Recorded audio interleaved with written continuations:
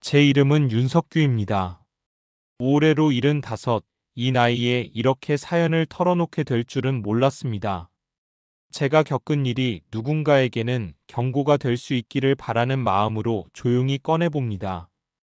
경상북도 봉화 고즈넉한 시골 마을에서 저는 아내 영숙이와 평생을 함께해 왔습니다.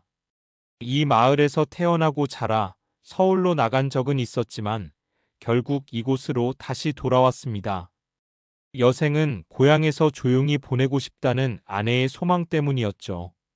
저도 그 말에 동의했고, 그렇게 우리는 한적한 언덕 위 단층집에서 여생을 보내고 있었습니다. 아내 영숙이는 젊었을 적부터 참 야무진 사람이었습니다. 학교도 서울에서 다녔고, 글씨도 곱게 썼습니다. 저보다 배운 것도 많고 생각도 깊었죠. 제가 철물점을 할 때도 장부 정리는 아내가 도맡아 했습니다. 무뚝뚝한 저 대신 손님 응대도 잘하고 동네 사람들 사이에서도 인심 좋기로 소문이 나 있었습니다. 우리 부부는 자식 둘을 뒀습니다. 큰아들 민혁이 그리고 딸 주정이. 민혁이는 고등학교 졸업 후 서울로 유학을 가 변리사가 되었고 주정이는 교직에 들어갔습니다. 자식 자랑이 하고 싶진 않지만 둘 다 공부 잘하고 큰 탈 없이 커줘서 고마웠습니다. 젊었을 때 그렇게 뼈 빠지게 일한 보람이 있다 생각하며 살았습니다. 은퇴 후엔 매일 아침 아내와 동네 한 바퀴 산책을 하고 마당에서 화초도 가꾸고 마실 다니며 조용히 살았습니다. 딸내미가 가끔 내려와 손주 데리고 놀다 가곤 했죠. 그 시절이 아마 제 인생에서 가장 평화롭고 행복했던 시간들이었을 겁니다. 그런데 그 평화가 서서히 흔들리기 시작한 건 3년 전부터였습니다. 처음엔 아내가 자주 물건을 잊어버리기 시작했어요. 국을 끓이다 불을 끄지 않고 나가거나 우유를 3번씩 사오기도 했죠. 그땐 그냥 건망증이려니 했습니다. 하지만 점점 심해졌습니다. 날씨 좋은 날 아침 산책을 나갔다가 집을 못 찾아 헤매는 일도 있었습니다. 결국 병원에 갔고 치매 초기 진단을 받았습니다. 그날 밤 아내는 조용히 눈물을 흘렸습니다. 나 당신한테 짐이 되는 거 아냐? 라고 묻는 말에 저는 무조건 고개를 저었습니다. 그럴 리가 있냐? 내가 끝까지 지켜줄게. 우리 같이 이겨내자. 그렇게 아내 손을 꼭 잡았고 그게 시작이었습니다. 그 후로 저는 아내를 더욱 세심하게 돌보기 시작했습니다. 약도 꼬박꼬박 챙겨드리고 혹시 모를 상황에 대비해 마을 이장님과도 상의했습니다. 아내는 종종 혼란스러워했지만 제가 옆에 있으면 안정감을 되찾았습니다. 저는 그걸로 충분했습니다. 같이 있는 시간이 많을수록 저도 덜 외롭고 아내도 덜 두려워 보였습니다. 그러던 어느 날 아들이 내려왔습니다. 민혁이는 얼굴 보기 힘들 정도로 바쁜 사람이었지만 그날따라 유독 진지한 얼굴로 집에 들어섰습니다. 아내는 민혁이를 보고 환하게 웃으며 반겼지만 저는 마음속 어딘가가 불편했습니다. 아들의 눈빛이 어쩐지 딴 데를 보는 듯 했거든요. 그날 저녁 아들은 저를 따로 불러냈습니다. 조용한 마루에서 그는 이런 말을 꺼냈습니다. 아버지, 이제 어머니 상태도 많이 진행되셨고 요양원을 알아보시는 게 어떠세요? 제가 다 알아봤어요. 좋은 시설이고 전문 인력도 있고. 저는 말이 안 나왔습니다. 아직 아내는 손수밥도 지을 수 있고 화초도 가꾸십니다. 무엇보다 제가 곁에 있으면 편안해 하시는데 요양원이라니요.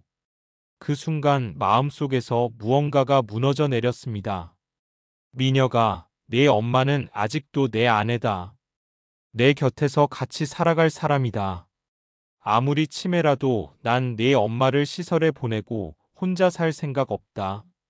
아들은 낙담한 얼굴로 고개를 숙였습니다. 그리고는 조용히 일어나 서울로 돌아갔습니다. 그때까지만 해도 그 아이가 그런 짓을 할 줄은 몰랐습니다. 그날 이후 아내의 상태는 조금씩 더 나빠졌습니다. 이름을 부르면 대답은 하지만 가끔은 제 얼굴을 가만히 들여다보다가 당신 누구세요? 라고 묻기도 했습니다. 처음엔 심장이 내려앉는 것 같았지만 곧 익숙해졌습니다. 치매라는 건 그런 병이니까요. 감정은 남아있지만 기억은 흩어지죠. 그래서 저는 더 자주, 더 길게 아내의 손을 잡고 이야기를 나눴습니다. 잊어버려도 괜찮으니 지금 이 순간이 아내에게 따뜻하게 남길 바라는 마음으로요. 문제는 민혁이의 두 번째 방문이었습니다. 아내가 잠든 낮 시간 조용히 현관문이 열리더니 민혁이가 들어왔습니다. 이번엔 혼자가 아니었습니다. 그의 아내, 제 며느리까지 함께였죠. 둘은 상이라도 한 듯 무표정한 얼굴이었습니다. 괜히 불안한 기운이 밀려왔습니다. 아버지, 다시 한번 진지하게 말씀드릴게요. 어머니 상태는 이제 우리가 감당할 수준이 아닙니다. 요양원이 답입니다. 저는 단호히 고개를 저었습니다. 미녀가 지난번에도 말했지만 내 엄마는 아직 혼자 식사도 하고 걷는데도 문제없다. 내가 곁에서 지켜볼 수 있어. 그러자 며느리가 끼어들었습니다. 아버님, 저희도 마음 편해서 이러는 거 아니에요. 그런데 민혁 씨 일도 많고 저희도 아이들 키우며 바쁜데 혹시라도 어머님께 무슨 일 생기면 그 책임 아버님 혼자 감당 못 하실 거잖아요. 그 말에 저는 오래전 아내가 혼자 병원에 다녀오던 날을 떠올렸습니다. 그녀는 병원 앞 버스 정류장에서 멍하니 서 있었고 지나가는 누군가가 전화를 걸어 저에게 알려주었습니다. 그날 이후 저는 아내 혼자 외출하지 못하게 했습니다. 혹시나 싶어서요. 하지만 그게 곧바로 요양원 입소로 이어질 문제는 아니었습니다. 적어도 저는 그렇게 믿었습니다. 내가 할 수 있을 때까진 내가 돌볼 거다. 더 이상 이 얘긴 하지 말자. 민혁의 표정이 굳었습니다. 잠시 입술을 깨물던 그는 마지막 말을 남기고 돌아갔습니다. 그럼 아버지가 그렇게 말씀하신 거니까 저희는 더 이상 관여 안 하겠습니다. 그 말이 무슨 뜻이었는지 그땐 몰랐습니다. 그로부터 일주일 뒤 딸 주정이에게 전화가 왔습니다. 당직을 마치고 잠시 들르겠다고 했습니다. 평소보다 유난히 다급한 목소리였습니다. 그리고 그녀가 도착하자마자 던진 말은 제 가슴을 서늘하게 만들었습니다. 아빠, 오빠가 엄마 요양원에 입소시킨 것 같아요. 뭐라고? 그게 무슨 소리냐? 서울에 있는 병원 기록을 조회했는데 지난주 요양원에 입소된 기록이 떴어요. 엄마 이름으로 주소는 경북 외곽 쪽이고 그 순간 심장이 덜컥 내려앉았습니다. 분명 어제까지도 아내는 제 옆에 있었습니다. 그런데 급히 방으로 뛰어들어가 봤지만 아내의 침대는 비어 있었습니다. 이불은 가지런히 개어 있었고 베개 자국도 선명했지만 아내는 없었습니다. 문득 머릿속에 스친 생각은 하나였습니다. 그놈이 몰래 데려갔구나. 그날은 아침 일찍 시장에 다녀온 날이었습니다. 잠깐 집을 비운 사이 아내는 사라졌고 저는 그걸 이제야 깨달은 겁니다. 등골이 서늘해졌습니다. 분노와 당혹감 그리고 자책이 한꺼번에 몰려왔습니다. 주정아, 지금 당장 출발하자. 엄마 데리러 간다. 우리는 주정이의 차를 타고 경북 외곽에 위치한 그 요양원으로 향했습니다. 이름도 생소한 번듯하지도 않은 시골 요양원이었습니다. 도착하자마자 저는 접수처로 뛰어들어갔습니다. 윤영숙 씨, 여기 계십니까? 직원이 놀란 눈으로 고개를 끄덕였습니다. 그리고 잠시 후 복도 끝 의자에 앉아 있는 아내가 보였습니다. 그녀는 창밖을 바라보고 있었습니다. 무표정한 얼굴이었지만 눈빛은 어딘가 허전해 보였습니다. 여보. 그 순간 제 몸이 저도 모르게 달려갔습니다. 그리고 아내를 부둥켜 안았습니다. 당신 여기서 뭐하고 있어? 내가 찾으러 왔어. 아내는 저를 바라보며 조용히 미소 지었습니다. 마치 길을 잃은 아이가 부모를 다시 만난 것처럼요. 괜찮아. 당신 나 그냥 여기에 앉아 있었어. 그 말에 눈물이 핑 돌았습니다. 아내는 아직 상황을 정확히 이해하지 못하는 듯 했습니다. 어쩌면 다행일지도 모르겠습니다. 기억하지 못하니 상처도 없겠지요. 직원에게 따졌습니다. 누가 무슨 권리로 이 사람을 여기 맡긴 겁니까? 아드님이신 윤민혁 씨입니다. 가족관계 증명서와 신분증, 서류 다 갖추고 오셔서 정식 입소 절차 진행하셨습니다. 저는 주먹을 꽉 쥐었습니다. 이제 이건 단순한 불화가 아니라 싸움이 되었습니다. 아내를 데리고 집으로 돌아오는 길, 제 손은 운전대 위에서 계속 떨리고 있었습니다. 추정이도 아무 말 없이 옆자리에 앉아 있었고, 아내는 뒷좌석에서 창밖을 바라보며 흥얼거리듯 무언가를 중얼거렸습니다. 그 모습이 오히려 제 가슴을 더 먹먹하게 만들었습니다. 아내는 이 모든 사태의 중심에 있으면서도 아무것도 기억하지 못한 채 평온하게 있었습니다. 집에 도착한 후 아내를 조용히 침대에 눕혔습니다. 그녀는 피곤했던지 금세 잠이 들었습니다. 그 모습을 한참 바라보다 거실로 나와 주정이와 마주 앉았습니다. 아빠, 오빠한테 전화하셨어요? 안 했다.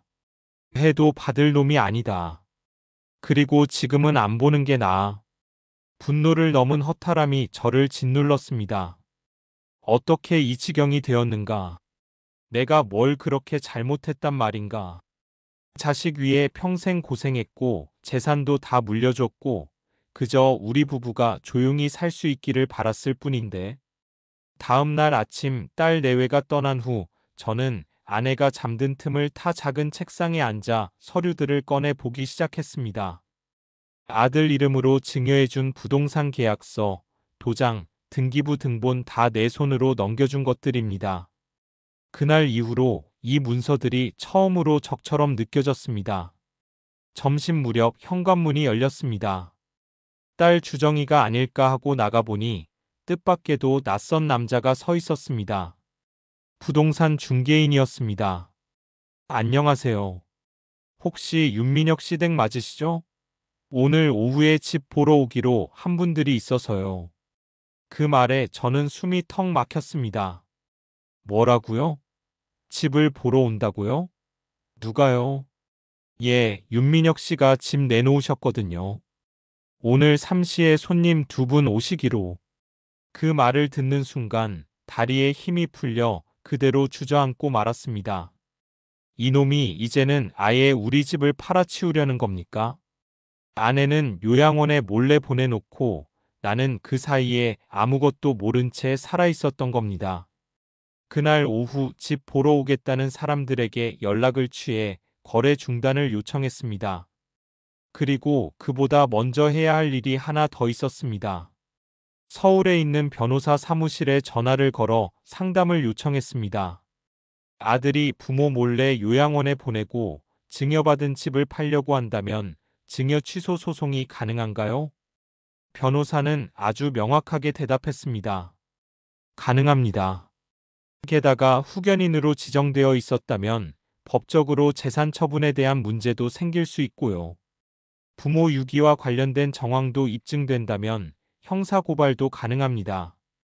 그날 저녁 저는 아내를 재우고 다시 책상 앞에 앉아 각종 서류들을 정리했습니다. 그동안의 병원 기록, 치매 진단서, 민혁이가 아내를 데려간 날짜, 요양원 위치와 상담 내용까지 모두 정리해 문서화했습니다. 저 스스로를 위해서, 그리고 아내를 위해서. 그리고 마지막으로 민혁이에게 전화를 걸었습니다. 그는 전화를 받지 않았습니다. 저는 음성 메시지를 남겼습니다. 민혁아, 너한테 준 집, 돈, 땅 다 돌려받을 생각이다. 그리고 너희 엄마 후견인 된 것도 취소할 거다. 이건 그냥 감정 문제가 아니라 법의 문제다. 준비하고 있어라.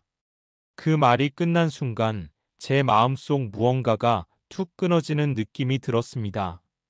아들을 버릴 생각은 없었지만 아들이 먼저 우리를 버렸으니 이제는 지켜야 할 것만 남은 셈입니다. 다음 날 변호사와의 상담을 위해 주정이와 함께 서울로 향했습니다.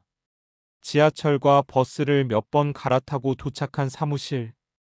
변호사는 중년의 단정한 여성이었습니다. 제 이야기를 차분히 듣고 한마디 덧붙였습니다. 이건 흔한 사례는 아닙니다. 하지만 안타깝게도 종종 있어요. 부모님이 노후에 의지할 곳이라 믿었던 자식이 오히려 그 노후를 파괴하는 경우죠. 내가 뭘 그렇게 잘못한 건지 모르겠습니다. 자식들 위해 평생 살았고 공부시키고 결혼시켜주고 그게 죄인가요? 변호사는 조용히 고개를 저었습니다. 아닙니다. 잘못한 게 아니라 너무 믿으셨던 거죠. 이제는 지키셔야 해요. 남은 삶과 아내분, 그리고 본인을요. 변호사 사무실에서 나와 서울 거리를 걷는데 발걸음이 천근만근이었습니다. 수십 년간 다니던 공장, 시장, 집, 교회 같은 익숙한 장소가 아니라 이렇게 아들과 소송을 준비하러 변호사를 찾아다닐 줄은 꿈에도 몰랐습니다. 사람들은 저마다 바쁘게 걷고 있었지만 제 눈에는 하나같이 낯설고 서늘하게 보였습니다. 딸 주정이가 제 팔을 꼭 잡았습니다. 아빠, 이제 시작이에요. 흔들리시면 안 돼요. 엄마도 우리 가족도 아빠만 믿고 있어요. 그 말에 겨우 정신이 들었습니다. 제가 나서지 않으면 아무도 이 상황을 바로잡아 줄 수 없다는 걸 이제야 확실히 깨달았습니다. 그날부터 모든 서류 작업이 시작됐습니다. 후견인 지정 취소 신청서, 증여 무효 소송 준비서면, 집문서, 원본 제출까지 하나하나가 고통스러웠지만 반드시 거쳐야 할 과정이었습니다. 며칠 후 저는 다시 민혁이에게 연락을 시도했습니다. 그는 여전히 전화를 받지 않았고 문자에도 답이 없었습니다. 대신 집 근처에서 낯선 차가 서성이는 모습을 여러 번 보게 됐습니다.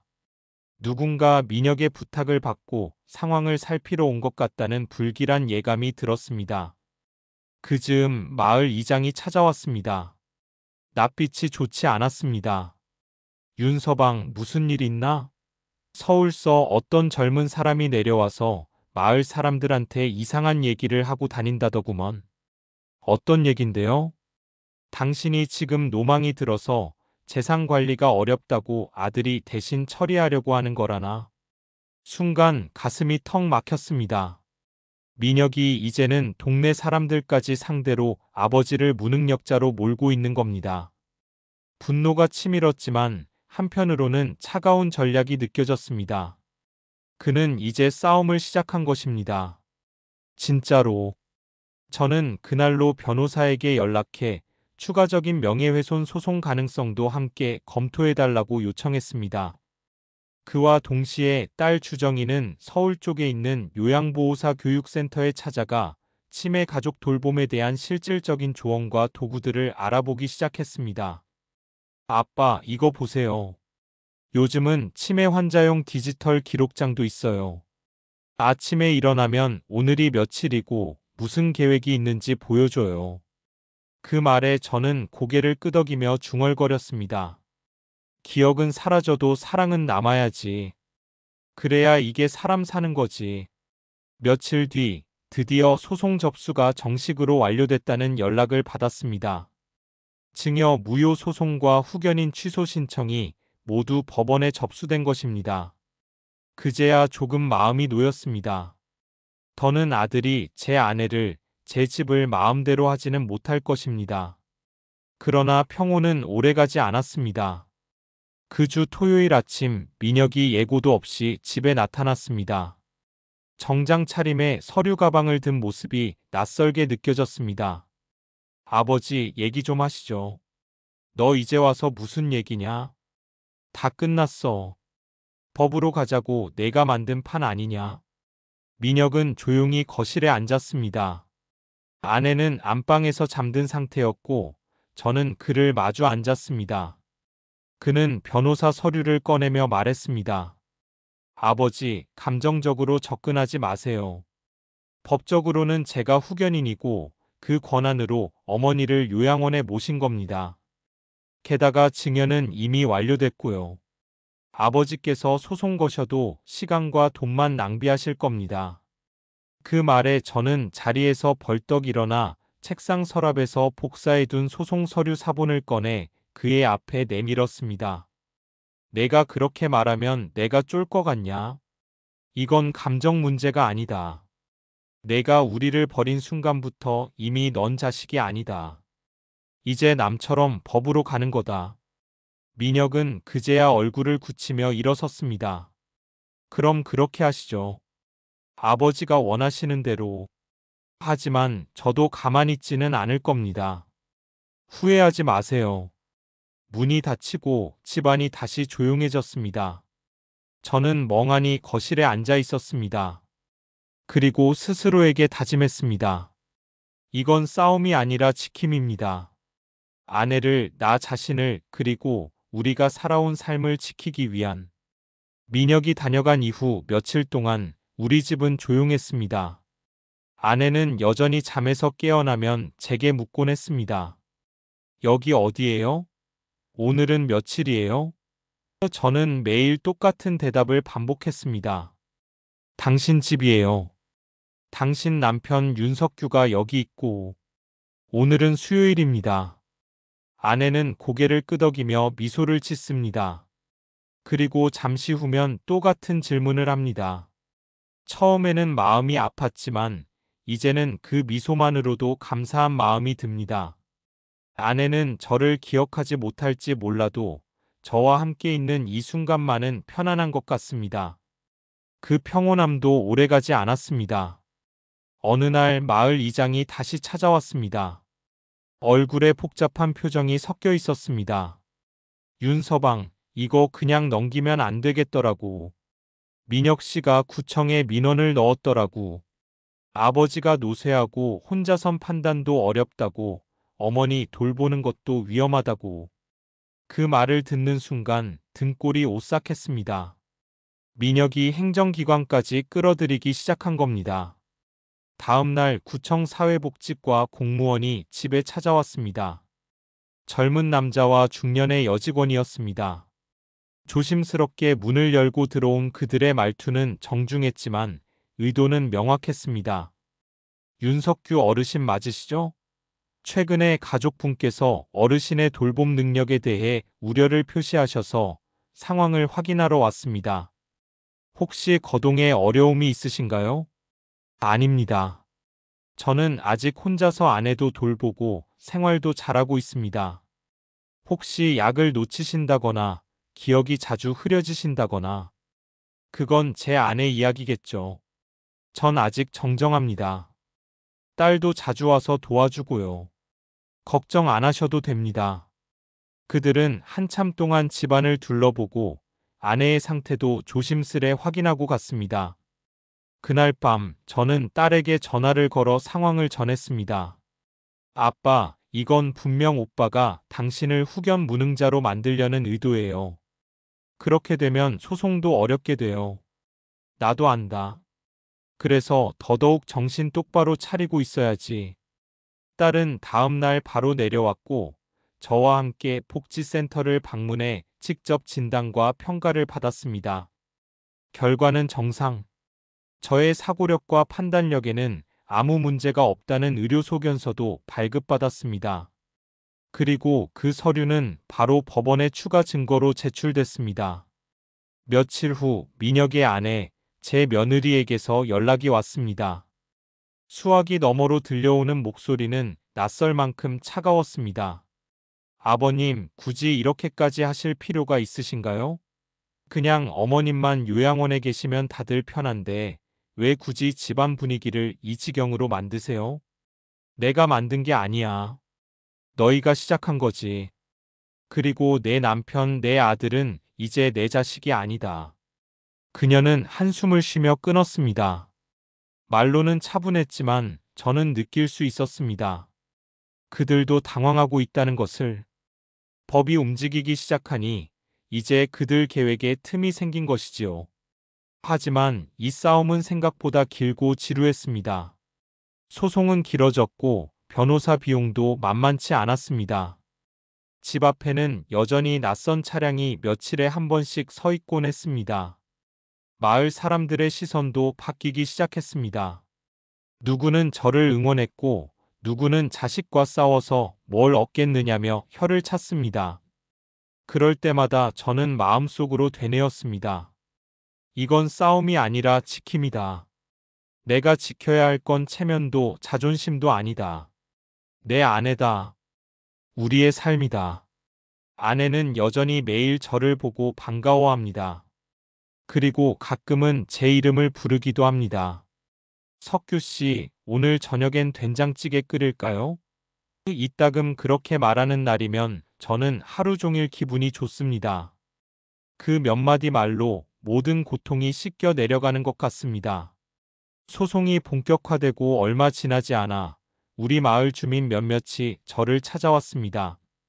평소 함께 밭일도 하고 경로당에서 바둑 두던 동네 어르신들이었죠. 그런데 그들의 얼굴에는 어딘가 불편한 기색이 역력했습니다. 석규 형님, 저기 우리야 늘 형님 편인 거 아시죠? 그런데 말이요. 한참을 망설이던 동네 친구가 결국 말을 꺼냈습니다. 서울서 온 변호사란 사람이 여기저기 다니면서 묻더라고요. 형님이 요새 이상하다고 느낀 적 없냐고. 말이 자꾸 어긋난다거나 돈 계산을 자주 틀린다거나 뭔가 치매 기운이 있는 것 같지 않냐고. 그 말에 저는 참았던 분노가 치밀어 올랐습니다. 아들이, 아니 민혁이 이제는 동네 사람들까지 내 정신을 의심하게 만들려는 수를 둔 것입니다. 내가 바보처럼 보여? 니들이 나랑 몇십 년을 봤는데 그런 거 느낀 적 있어? 아니 형님. 우리는 형님 정상이란 거 잘 알아요. 그런데 그 사람들이 말하는 게 뭔가 기록이라도 남기려는 것 같아서 우리도 무섭더라고. 그날 밤 저는 그간 정리해둔 문서들을 다시 꺼내 들여다봤습니다. 치매 관련한 병원 검사 결과, 저의 인지 능력 검사서, 일기장, 그리고 아내의 약 복용 스케줄까지 꼼꼼히 정리된 가계부. 누군가 내 기억을 부정하려 들면 저는 기록으로 증명할 수 있어야 했습니다.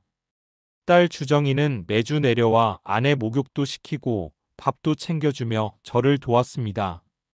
그녀는 서울에서 치매 관련 강의도 듣고 복지센터 자료도 매주 챙겨왔습니다.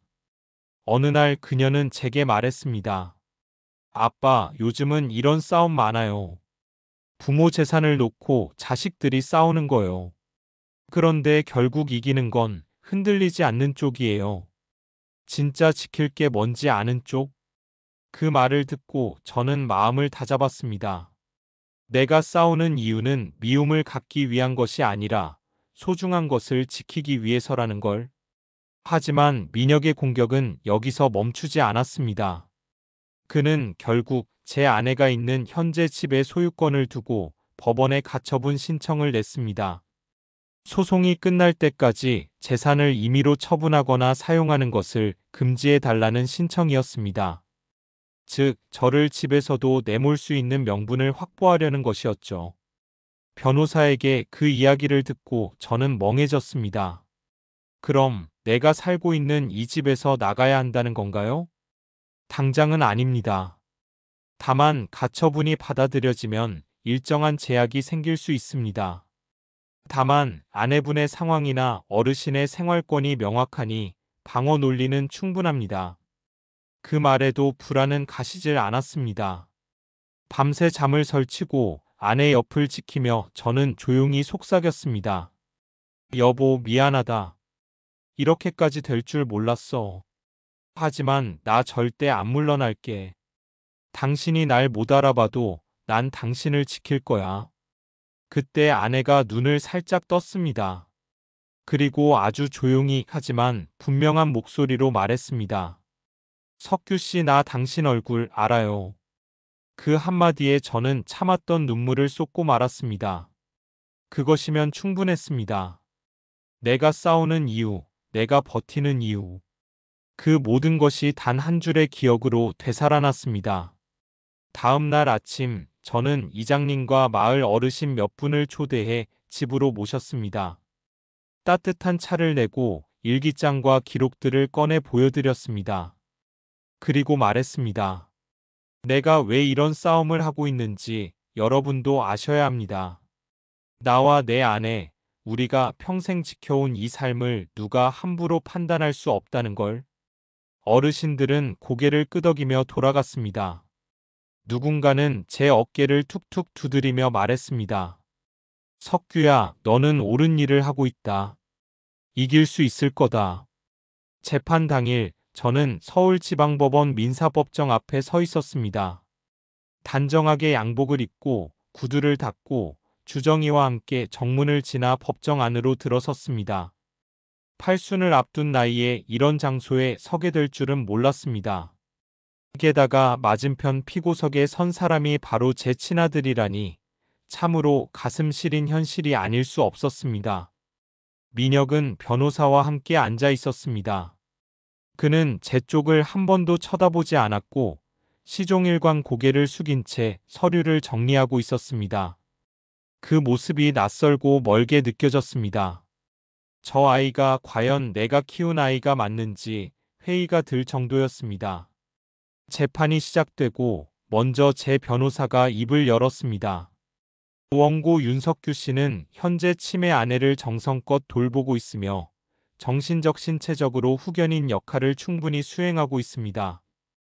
피고는 그 부모의 동의 없이 치매 어머니를 강제로 요양원에 입소시켰고 집까지 매각하려는 시도를 했습니다.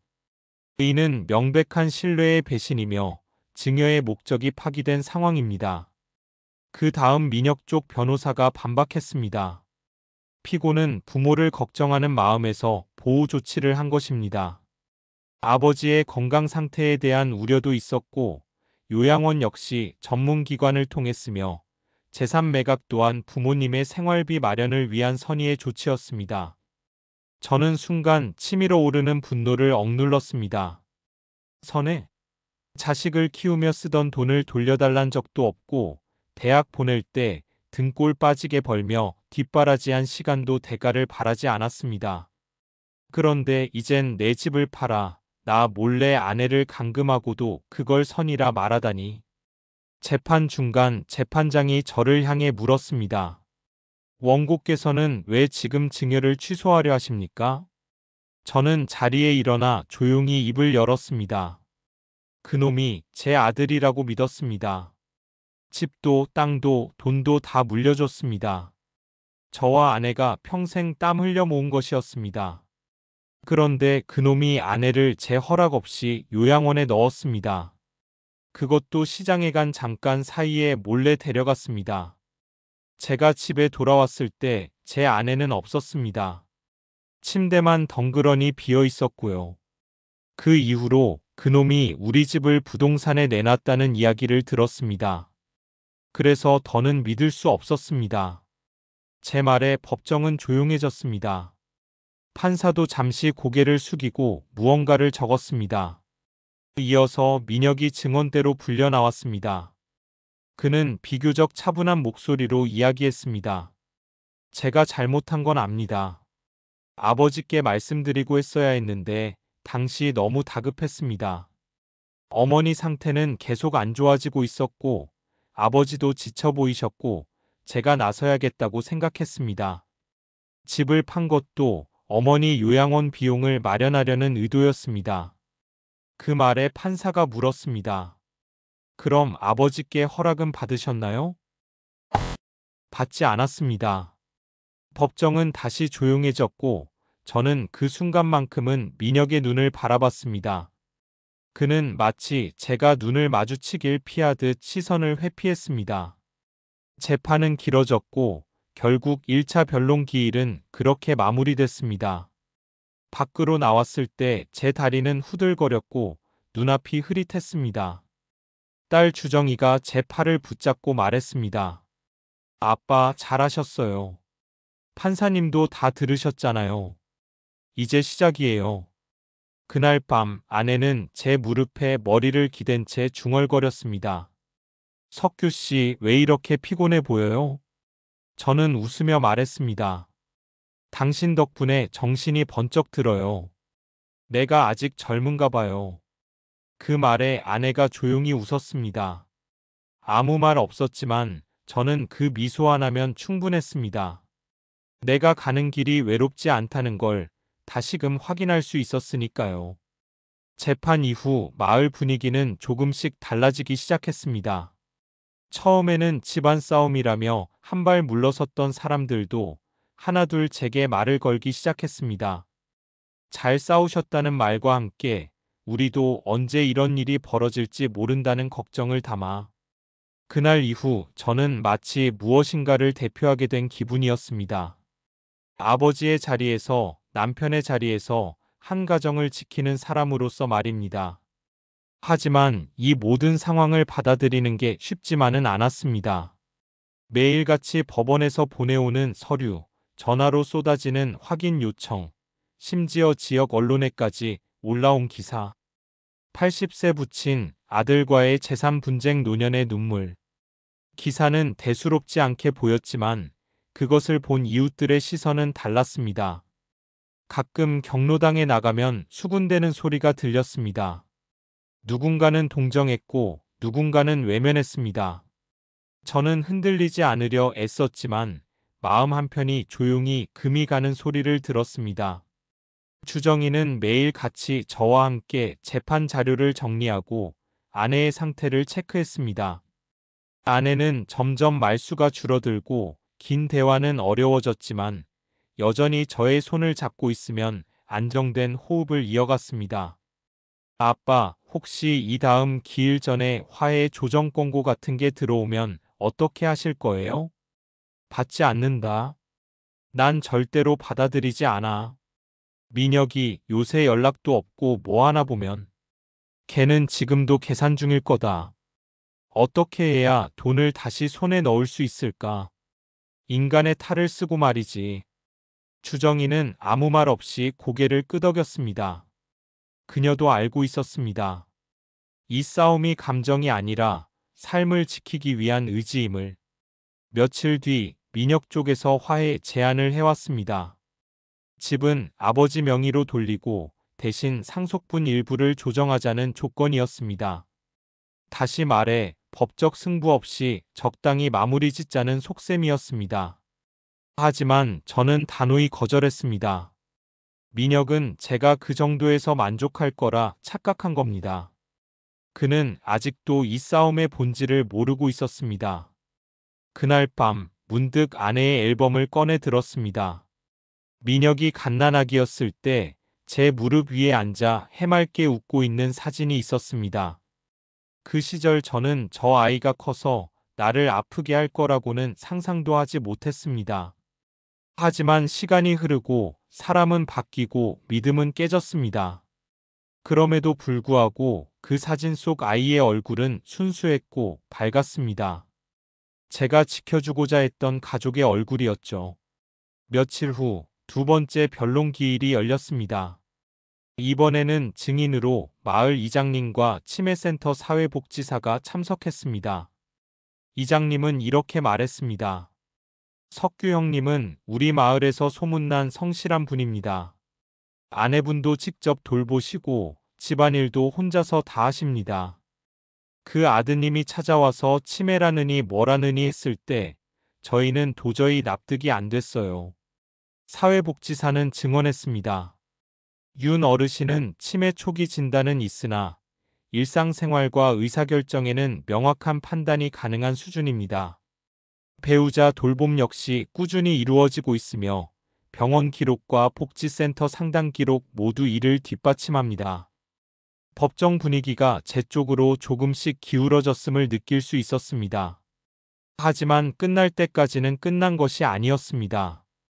재판장을 나와 돌아가는 길, 주정이가 제 손을 꼭 잡았습니다. 아빠, 우리 이제 진짜 끝까지 가는 거예요. 절대 물러서지 말아요. 그날 밤 저는 아내의 손을 잡고 조용히 기도했습니다. 이 싸움 반드시 이겨야 합니다. 나 혼자만을 위해서가 아니라 모든 가족을 위해서. 판결을 하루 앞둔 저녁, 저는 조용히 마당의 평상에 앉아 있었습니다. 여름의 끝자락, 바람은 살짝 선선했고 풀벌레 소리가 낮게 깔려 있었습니다. 그 옆에 주정이가 작은 상을 내왔습니다. 고구마와 땅콩, 그리고 찐 옥수수. 아내가 좋아하던 것들이었고, 이제는 말없이 바라만 보던 제게 위로가 되는 음식들이었습니다. 그때였습니다. 골목 끝에서 민혁이 걸어오고 있었습니다. 손에는 검은 서류 가방 하나. 그 뒤를 따라 아내와 닮은 실루엣이 보였습니다. 며느리였습니다. 그리고 손을 잡은 두 아이, 제 손주들이었지요. 깜짝 놀랐지만 저는 자리에서 일어나지 않았습니다. 그저 조용히 기다렸습니다. 민혁은 다가와 제 앞에 멈춰 섰습니다. 그의 눈가엔 약간의 피로가 묻어 있었고 며느리는 고개를 깊이 숙였습니다. 아이들은 조용히 저를 바라보다 며느리 뒤로 숨었습니다. 그 모습이 참으로 쓸쓸하게 느껴졌습니다. 아버지. 그 한마디가 입에서 나오는데 민혁은 몇 초의 침묵을 견뎌야 했습니다. 저는 대답하지 않았습니다. 말보다 긴 침묵이 더 많은 의미를 가질 때가 있습니다. 민혁은 주정이를 보며 말했습니다. 잠깐 가족끼리 이야기할 수 있을까요? 주정이는 제 눈치를 살피더니 조용히 고개를 끄덕였습니다.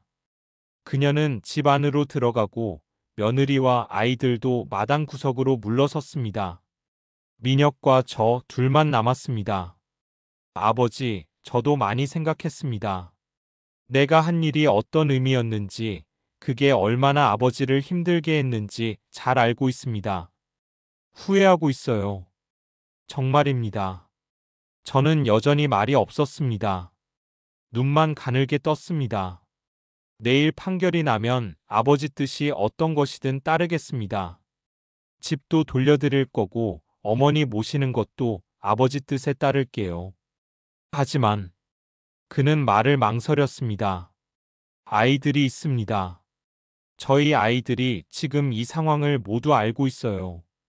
할아버지 집에서 쫓겨난 거라고 알고 있습니다. 아이들이 상처받지 않도록 이번만큼은 부디. 그제야 저는 입을 열었습니다. 넌 아이들 핑계 대지 마라. 그 애들은 잘못이 없고 내게 아무 죄도 없다. 문제는 너야.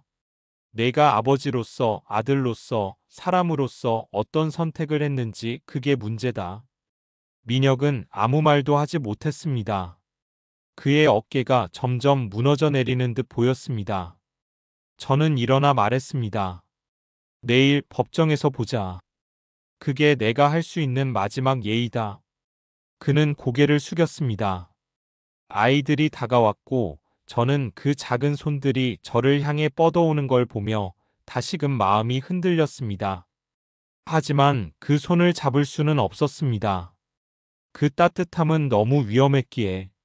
민혁이 돌아간 뒤 주정이는 다시 마당으로 나왔습니다. 괜찮으세요? 응, 괜찮다.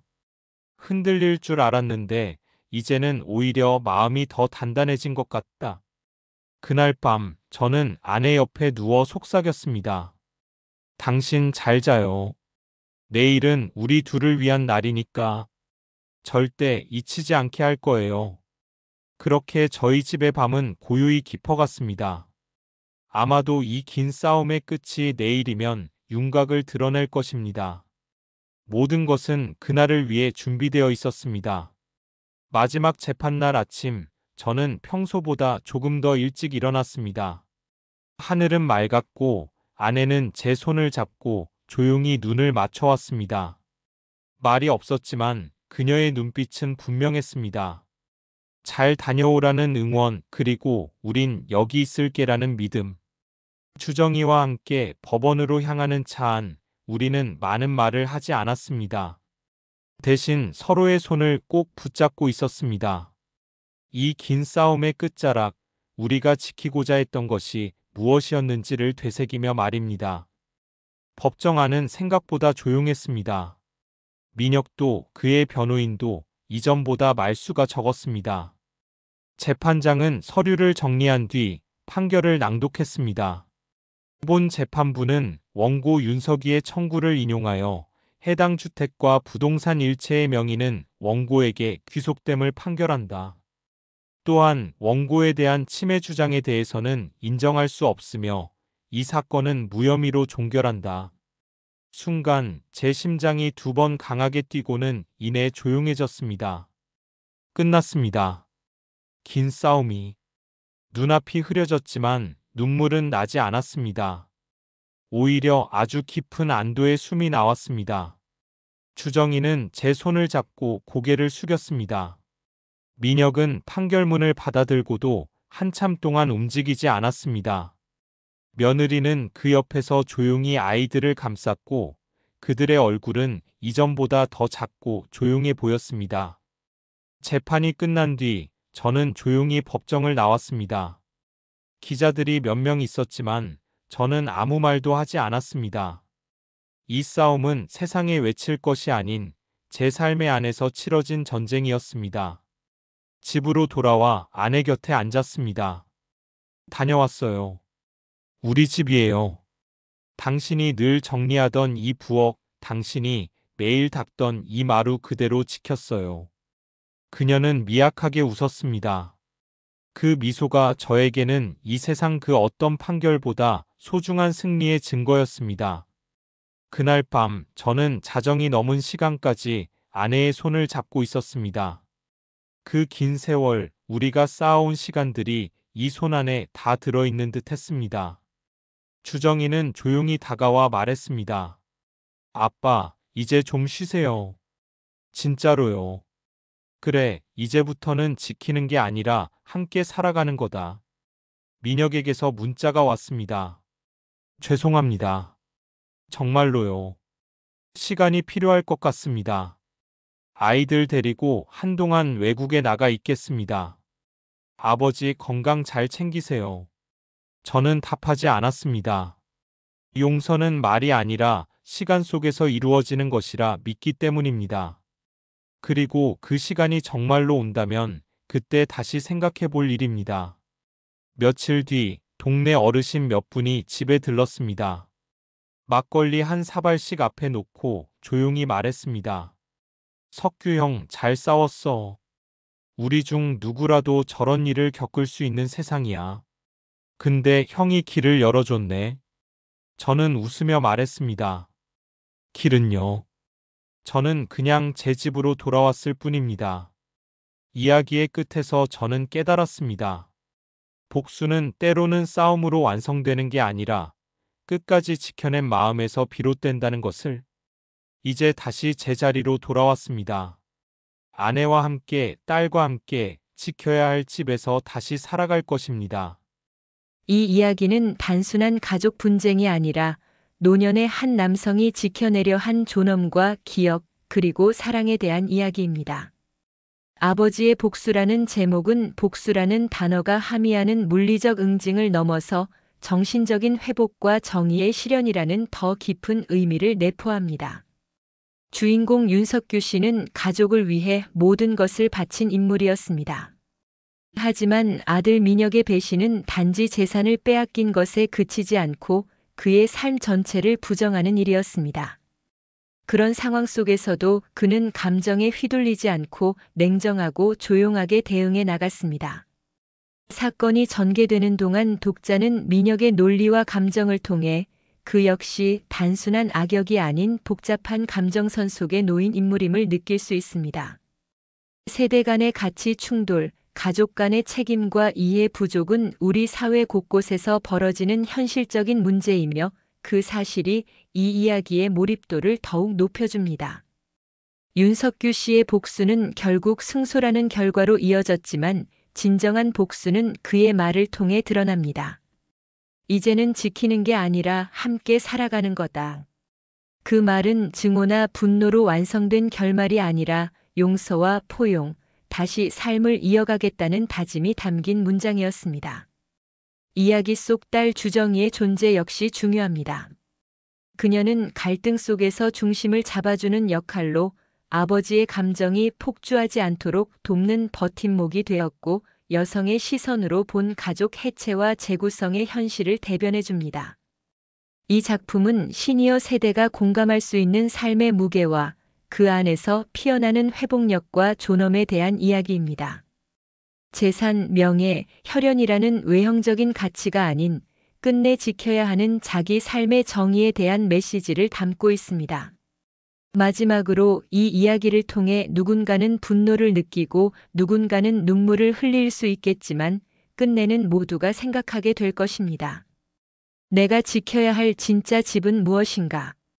그리고 그 집을 지키기 위한 내 방식은 무엇이어야 하는가? 아버지의 복수는 그래서 복수가 아니라 삶의 회복이라는 또 다른 이름일지 모릅니다.